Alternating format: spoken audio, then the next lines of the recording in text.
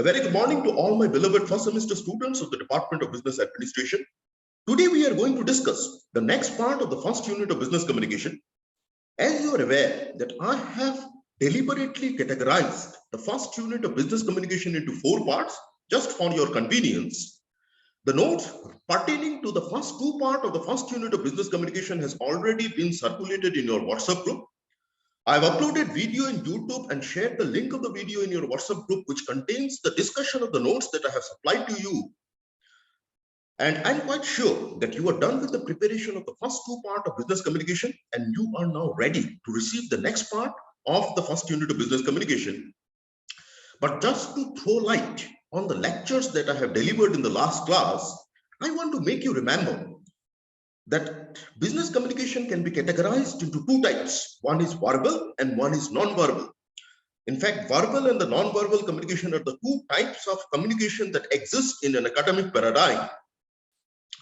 From the name itself, you can figure out that verbal communication specifically means when you communicate by making use of words. Now, how can you make use of words when you communicate?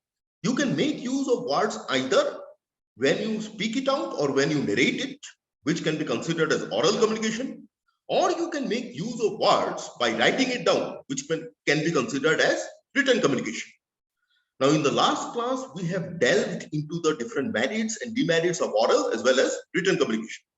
The other category is non-verbal communication. So non-verbal communication means non-usage of words when a sender wants to communicate to the receiver. That is, the sender is using gestures, the sender may use some pictorial representations, or the sender may use some expressions by which he wants to communicate a message to the receiver. So this was basically the discussion that we have had in the last class. Today we will discuss the importance of business communication. We need to understand that here we shall specifically delve into the significance of communication in an organizational context. Although you can understand that communication is not limited or confined only to an organization, but it can be largely used in every sphere of our life. But we are not bothered about the use of communication outside an organization, so we shall confine our discussion only to the significance of communication or the benefits that communication can bring both to the sender as well as to the receiver in an organizational setting. So with this basic understanding, I'm sharing the screen with you. Please pay attention.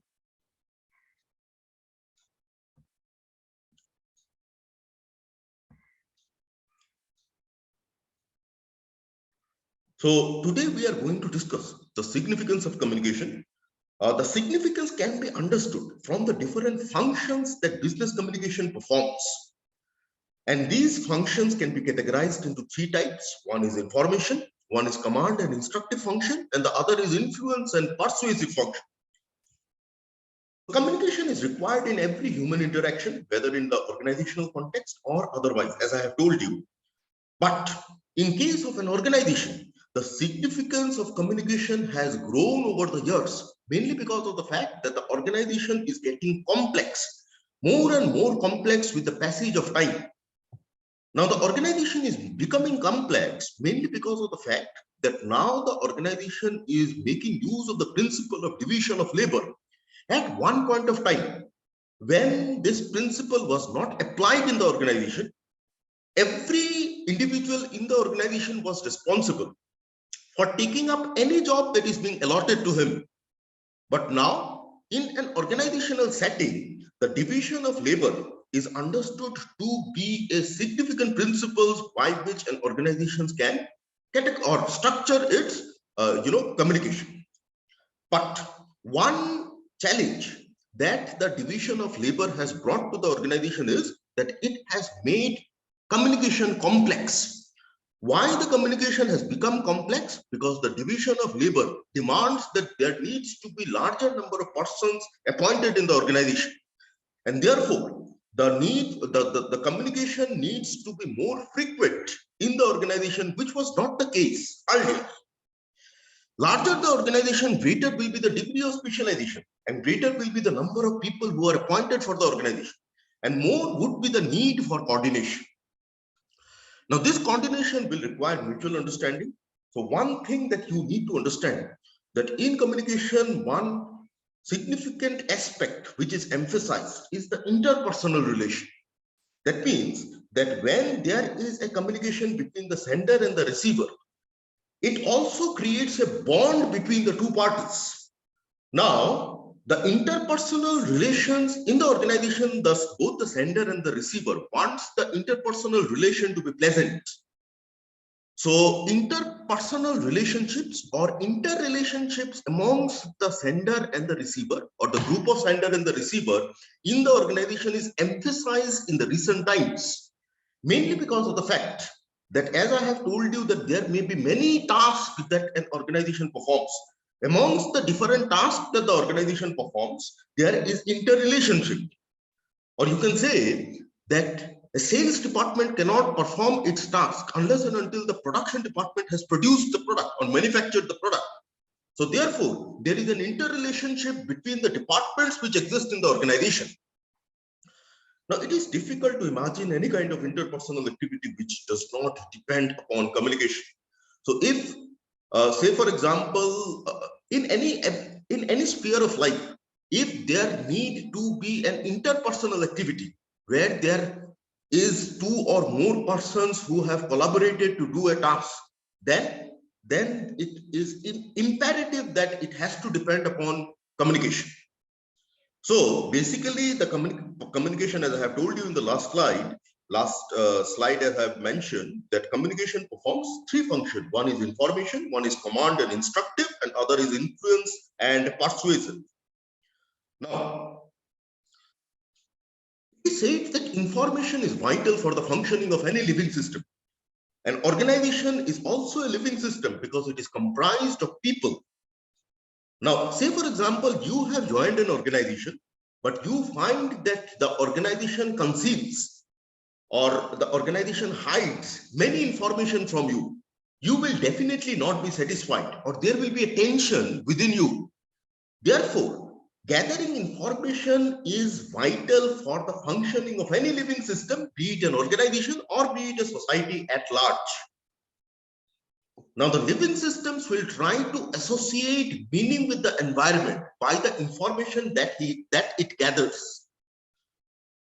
So say, for example, an employee working in the organization, when he gathers information regarding the organization, then he can find more relevance to his work with the organization.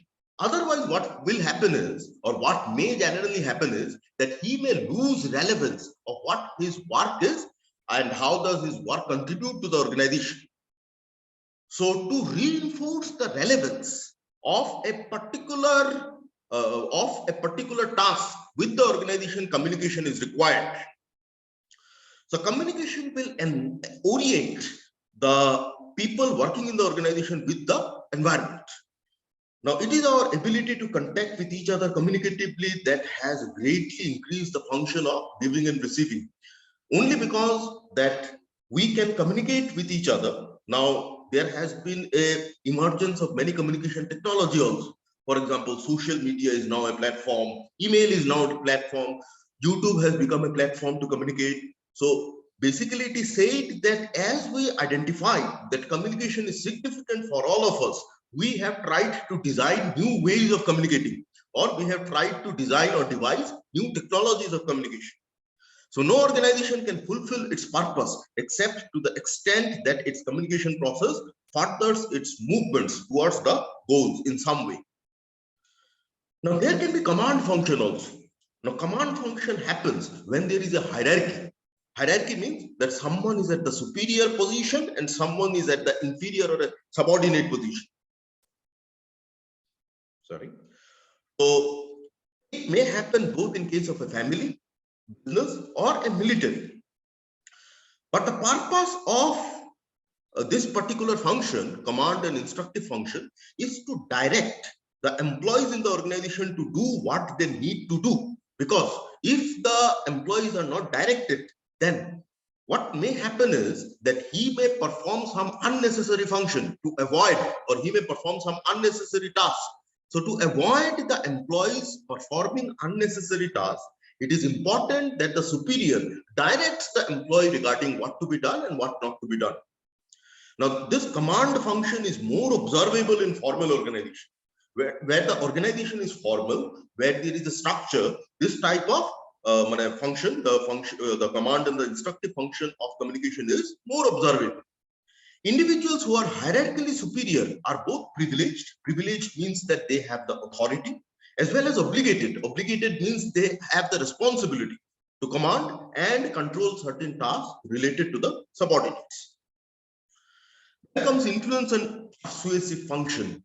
Now, what actually does influence means? Now, it is often found that command function or instructive function may be ineffective where the employees in the organizations are highly educated. You cannot just give command to anyone in the organization who has education behind his back, because he will always question the commands that are being given by the managers. So therefore, a way by which you can make the employees work, or make the employees who are who have education at their back to work, is by influencing them, by persuading them to do a particular task. Now, those who take the position that all communication is persuasive, that means whatever a person does in his communication, that is to persuade the receiver. However, in management, influence and persuasion has taken just another function amongst the different functions that communication performs. Now, managers can influence coercively. Coercively means forcefully. That means he will command, or communicatively. Communicatively means that he will influence. Since influence through coercion has its limitation, therefore managers can do well through persuasion. So in fact, leadership, where a leader wants to persuade the employees or persuade his followers to do what is needed to be done, in fact, leadership is more effective than the exercise of authority in getting maximum from the employees. So this was basically the discussion that today we had. It is a very short, presentation, and also the notes is of 3 pages.